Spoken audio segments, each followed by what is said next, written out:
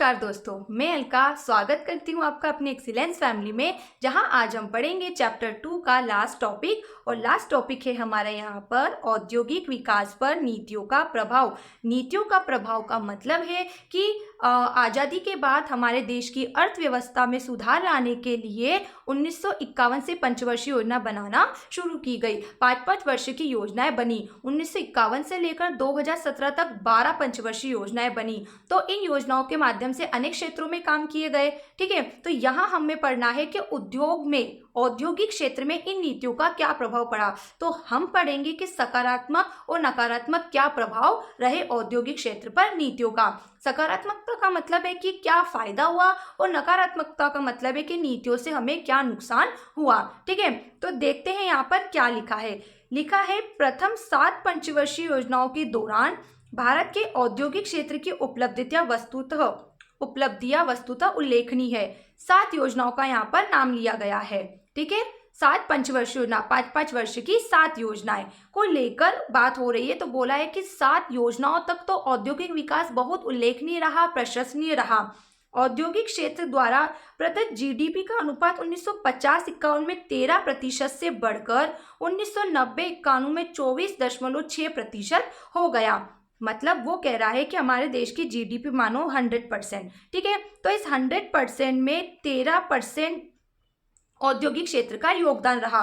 कब रहा? 1950 से 51 में। और फिर 1990 से 91 में बढ़कर ये योगदान कितना हो गया? 24.6%। तो उल्लेखनीय वृद्धि हुई है। हमारे देश की जीडीपी बढ़ी है। जीडीपी क्या होती है? एक देश एक निर्धारित समयावधि में, एक निश्चित समयावधि, और समयावधि 1 वर्ष की होती है, उसमें अपने देश की वस्तुओं और सेवाओं के उत्पादन से जो मौद्रिक मूल्य प्राप्त होता है, मतलब जो उसे पैसा प्राप्त होता है, ऐसा पैसा जिसे हम मुद्रा में माप सकते हैं, उसको क्या बोला जाता है? जीडीपी। तो देश की 100% जो जीडीपी है उसमें अनेक क्षेत्रों का योगदान रहता है। कृषि का रहता है ना, और सेवा क्षेत्रों का रहता है। तो यहाँ औद्योगिक क्षेत्र की बात चल रही है। तो बोला है कि 1951 में 13% योगदान था और 1990 से 91 में 24% योगदान था। ठीक, फिर आगे लिखा कि जीडीपी से उद्योगों में हिस्सेदारी बढ़ोतरी विकास का महत्वपूर्ण सूचक है। जीडीपी से उद्योगों में हिस्सेदारी में, मतलब वो बोल रहा है जीडीपी में उद्योगों की हिस्सेदारी एक महत्वपूर्ण सूचक रही। सबसे ज्यादा जीडीपी उद्योगों की वजह से बढ़ी। इस अवधि के दौरान औद्योगिक क्षेत्र की 6% वार्षिक संवृद्धि दर प्रशंसनीय रही। मतलब 6% वार्षिक दर प्रशंसनीय रही, 6% की दर से बढ़ती रही जीडीपी में उद्योगों का योगदान। फिर आगे लिखा है, भारतीय उद्योग सूती वस्त्र और पटसन तक ही सीमित नहीं थे। वस्तुतः औद्योगिक क्षेत्र प्राय सार्वजनिक क्षेत्र के कारण विविधतापूर्ण बन गया था। कि भारत के उद्योग जो थे सिर्फ सूती वस्त्र और पटसन तक सीमित नहीं थे, मतलब वही काम नहीं करते थे। औद्योगिक क्षेत्र प्राय सार्वजनिक क्षेत्र के कारण, मतलब जिसमें सरकार का हस्तक्षेप हो, सरकार का नियंत्रण हो, सरकार के दिशा निर्देशों नियमों के आधार पर ही वो उद्योग संचालित होते थे। तो विविधतापूर्ण वाला बन गया था। विविधतापूर्ण का मतलब होता है कि बहुत सारी वस्तुएं बनाने वाला भारत बन गया था। और आज भारत क्या कुछ नहीं बना रहा है, भारत चांद पर जा चुका है, मिसाइलें बन रही है। ठीक है, तो अनेक काम हो रहे हैं।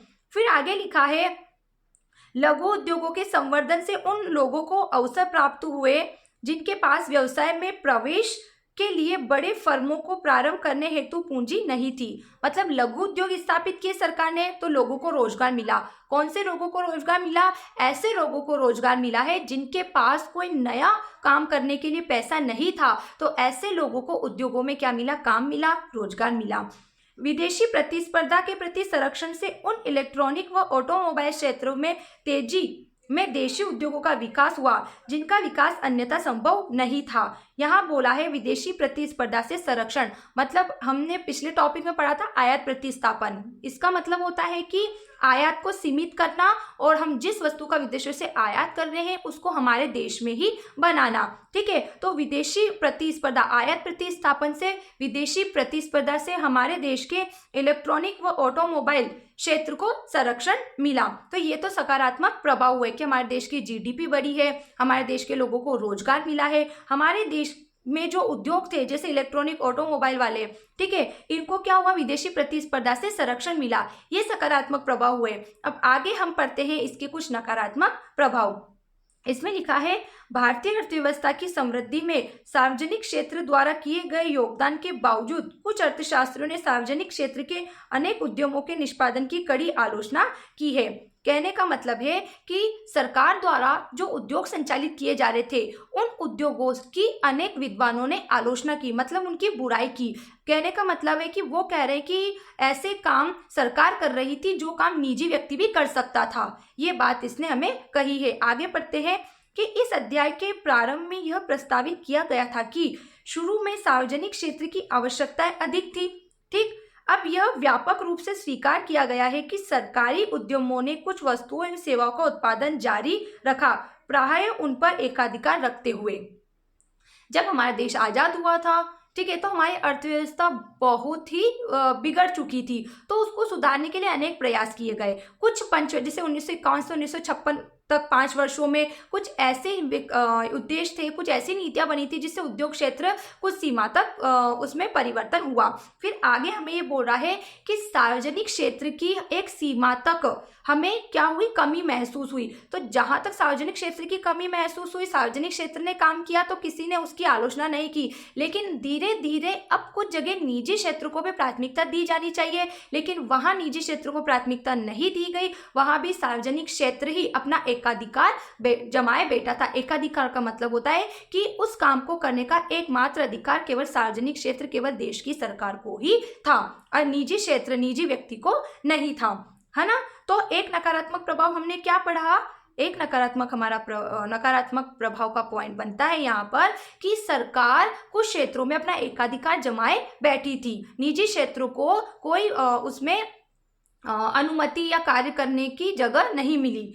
फिर लिखा है कि सरकार ऐसे उत्पादन को जारी रख रही थी जिनकी कोई आवश्यकता नहीं थी। दूरसंचार सेवा का प्रावधान किया जाना दूसरा उदाहरण है। इस उद्योग को सार्वजनिक क्षेत्र में आरक्षण प्रदान किया गया, जबकि देखा गया कि निजी क्षेत्र के फर्म भी उपलब्ध करा सकते हैं। उसने बोला कि दूरसंचार सेवा जो है इसे आरक्षण प्रदान किया गया। आरक्षण का मतलब है कि सरकार के अधीन किया गया, सार्वजनिक क्षेत्र के अधीन, कि सार्वजनिक क्षेत्र द्वारा ही इस दूरसंचार को संचालित किया जाएगा, जबकि ये काम एक निजी क्षेत्र का व्यक्ति भी कर सकता था। फिर आगे लिखा है कि 1990 के दशक के अंत तक भी प्रतिस्पर्धा न होने के कारण व्यक्ति को टेलीफोन कनेक्शन लेने में लंबे समय तक प्रतीक्षा करनी पड़ी। प्रतिस्पर्धा का मतलब है केवल ये काम, सेवा क्षेत्र का काम दूरसंचार का काम किसके अंडर में था, सार्वजनिक क्षेत्र के अंदर। तो सरकार इन कामों में इतनी देरी लगाती थी कि व्यक्ति को बहुत दिन लग जाते थे कनेक्शन लेने में, टेलीफोन कनेक्शन में। फिर आगे लिखा, इसका दूसरा उदाहरण मॉडर्न ब्रेड की स्थापना है। पहला उदाहरण दूरसंचार है, वहां गलत लिखा गया दूसरा, और दूसरा इसने मॉडर्न ब्रेड का दिया है, जो ब्रेड विनिर्माण करने वाली एक फर्म है। जैसे कि निजी क्षेत्र ब्रेड का निर्माण ही नहीं कर सकता था, अब सार्वजनिक क्षेत्र के अंदर ब्रेड का निर्माण किया जा रहा है, तो कोई ये कितना छोटा काम है, इस काम को तो निजी व्यक्ति भी कर सकता था। तो नकारात्मक प्रभाव में व्यक्तियों ने आलोचना की है कि सरकार कुछ क्षेत्रों में अपना एकाधिकार जमाए रखी थी, सरकार ही वही कार्य करती थी, निजी क्षेत्र को उसमें कोई हस्तक्षेप नहीं होता था। फिर आगे लिखा, 2001 में यह फर्म निजी क्षेत्र को बेच दी गई। कब बेची गई? मॉडर्न ब्रेड की फर्म 2001 में। मुख्य बात यह है कि भारतीय अर्थव्यवस्था को योजना विकसित करने के 4 दशक बाद भी इन दोनों के बीच कोई अंतर नहीं किया गया।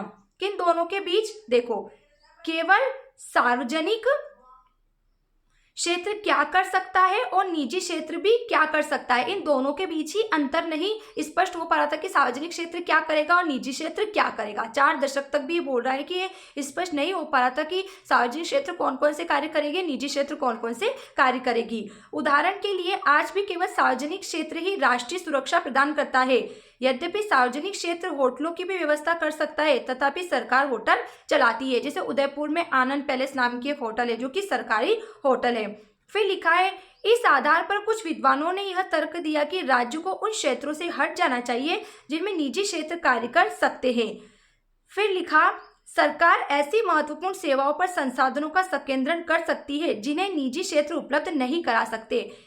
फिर अगला नकारात्मक प्रभाव ये कहा जा रहा है कि सरकार के एकाधिकार के कारण क्या हो रहा है, निजी क्षेत्र को काम करने के अवसर नहीं मिल रहे हैं। तो विद्वान ऐसा बोल रहे हैं कि सरकार को उन क्षेत्रों से हट जाना चाहिए जिन क्षेत्रों को संचालित कौन कर सकता है, निजी क्षेत्र संचालित कर सकता है, और सार्वजनिक क्षेत्र उन कामों पे अपना संकेंद्रण मतलब उस पर अपना अधिकार रखे जो कार्य निजी क्षेत्र संचालित नहीं कर सकते। फिर लिखा है अनेक सार्वजनिक क्षेत्र की फर्मों ने भारी नुकसान उठाया था, लेकिन उन्होंने काम जारी रखा क्योंकि किसी सरकारी उपक्रम का बंद किया जाना कठिन है। एकाधिकार स्थापित किया और निजी क्षेत्र काम नहीं कर रहा था, सार्वजनिक क्षेत्र काम कर रहा था। तो सार्वजनिक क्षेत्र को बंद भी नहीं कर सकते हैं, सरकारी काम को बंद भी नहीं कर सकते हैं, उसमें अनेक लोगों को रोजगार मिलता है। तो नुकसान होने के बावजूद भी काम जारी रहे, भले ही इसके कारण राष्ट्र के सीमित संसाधनों का निकास होता रहा, मतलब वो कम होते रहे। इसका अर्थ यह नहीं है कि निजी फर्मों को सदैव लाभ ही हो। वास्तव में कुछ सार्वजनिक क्षेत्र की फर्में मूलतः निजी फर्में थी जो हानि के कारण बंद होने को थी। फिर आगे लिखा उसके बाद कामगारों की नौकरियों की सुरक्षा के लिए उनका राष्ट्रीयकरण कर दिया गया। एक बार फिर देखो, ये हमें यहाँ पे बता रहा है कि निजी फर्मों को सदैव लाभ होता ही हो। उसके बाद कामगारों की नौकरियों की रक्षा के लिए उनका राष्ट्रीयकरण कर दिया गया।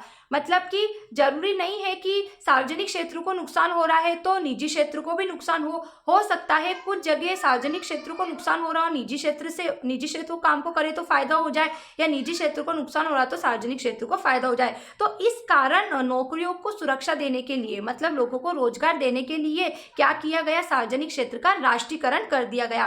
राष्ट्रीयकरण का मतलब है कि सरकार ने अपने अंडर में वो काम ले लिए जो काम कुछ निजी क्षेत्र कर रही थी। फिर लिखा है बहरहाल नुकसान उठाने वाली निजी फर्में अपने को बनाए रखने के लिए संसाधनों का अपव्यय होने नहीं देगी।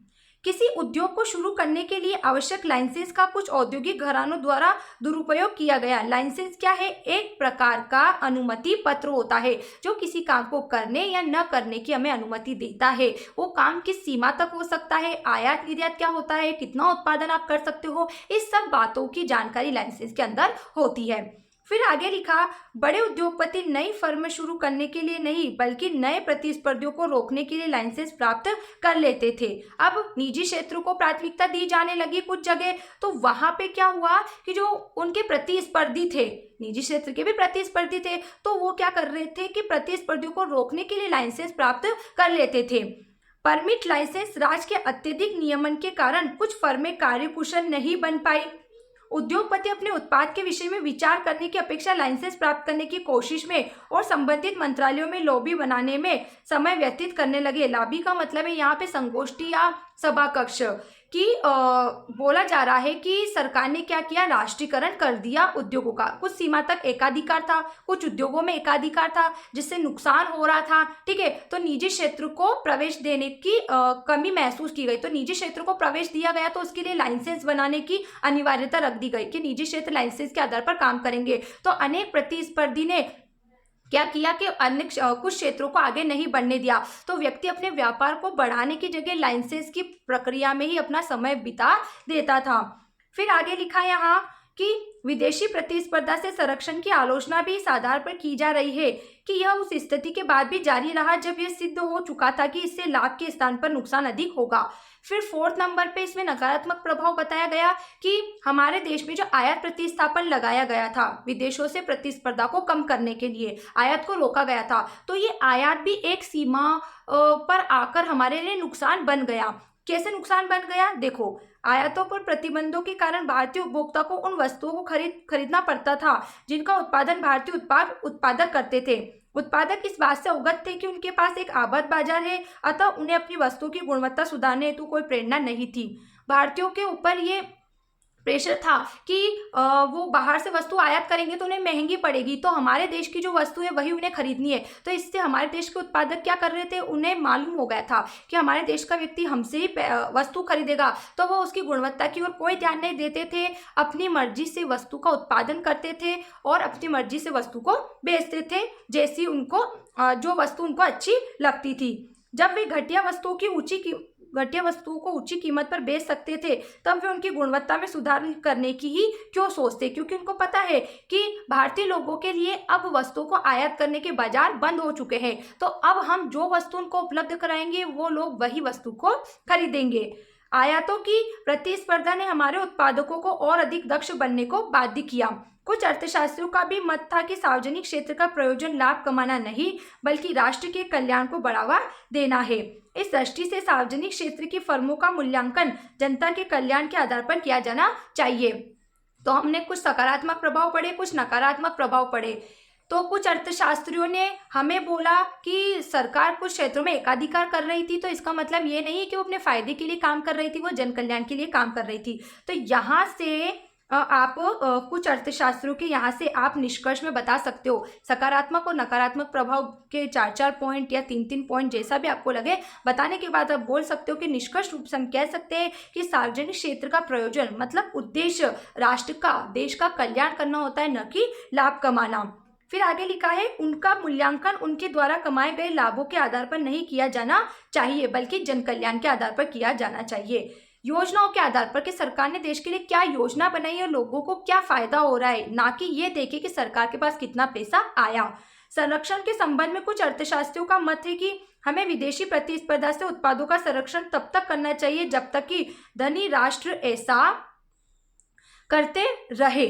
इन सभी विरोधों के कारण अर्थशास्त्रियों ने हमारी नीति में परिवर्तन करने का आग्रह किया। अन्य समस्याओं सहित इस समस्या के कारण सरकार ने 1991 में नई आर्थिक नीति प्रारंभ की गई। इस नई आर्थिक नीति में 3 नीतियां लागू हुई थी, उदारीकरण, वैश्वीकरण, निजीकरण, और इनसे हमारे देश की पूरी अर्थव्यवस्था ही बदल गई थी। लेकिन ये नई आर्थिक नीति क्या है हम अगले चैप्टर में पढ़ेंगे। अभी हमारा यहाँ पे चैप्टर 2 कंप्लीट हो जाता है। इसके हमने पूरे 11 टॉपिक पढ़े हैं। आपको किसी भी टॉपिक में कोई भी डाउट है तो सबसे पहले आप वो क्लियर कीजिए, उसके बाद हम 3rd चैप्टर स्टार्ट करेंगे।